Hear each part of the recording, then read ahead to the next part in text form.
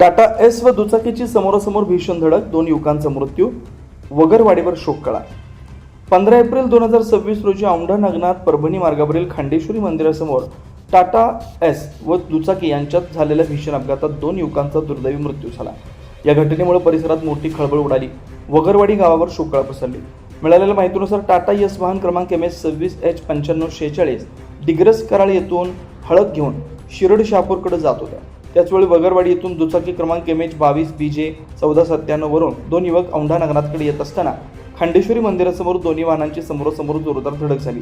या अपघातात गजानन मंचकराव कदम वय 24 यांचा जागीच मृत्यू झाला, तर सूरज बाळासाहेब उबाळे वय 27 यांचा उपचारासाठी रुग्णालयात नेत असताना वाटेत मृत्यू झाला। दोन्ही मृत युवक हे वगरवाडी तालुका औंढा नागनाथ जिल्हा हिंगोली येथील रहिवासी होते। त्यांच्या मृत्यूमुळे गावात शोककळा पसरली, सर्वत्र हळहळ व्यक्त होते।